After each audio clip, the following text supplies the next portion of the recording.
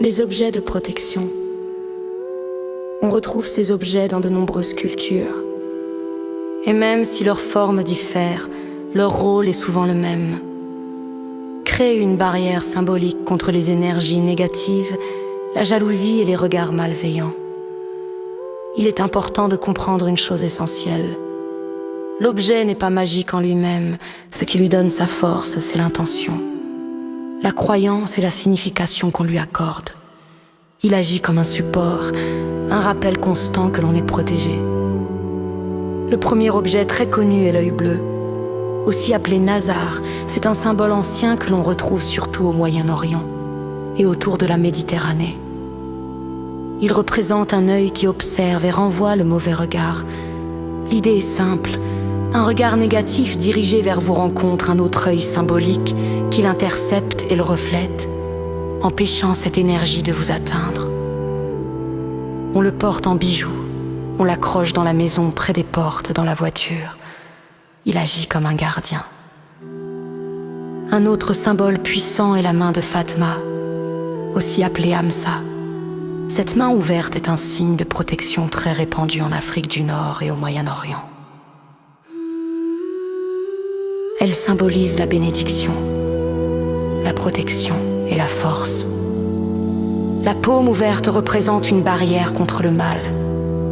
Elle signifie aussi la patience, la foi et la protection divine. Porter une Hamsa ou l'avoir chez soi rappelle que l'on est sous protection et que les énergies négatives ne peuvent pas franchir cette limite. Le fil rouge est également utilisé dans plusieurs traditions.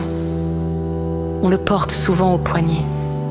Le rouge est une couleur associée à la protection, à la vitalité et à la force. Le fil symbolise un lien protecteur autour de la personne. Il agit comme une frontière énergétique.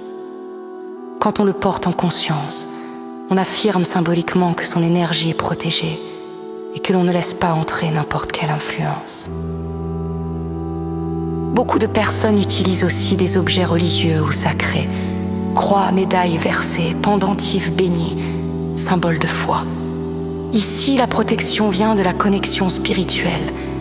L'objet devient un point de contact entre la personne et le divin. Il rappelle que l'on demande une protection supérieure et que l'on n'est pas seul face aux énergies extérieures. Il existe aussi des protections liées à la maison.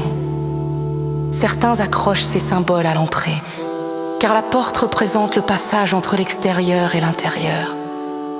Mettre un objet de protection à cet endroit signifie que toute énergie négative reste dehors. C'est une manière de protéger son espace de vie qui influence directement notre état intérieur. Ce qui relie tous ces objets, c'est leur fonction symbolique.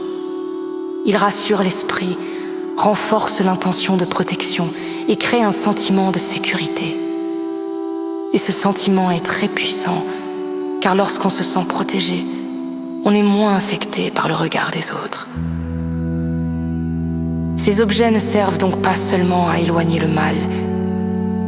Ils aident aussi à renforcer la confiance, la stabilité intérieure et la conscience de son propre espace énergétique.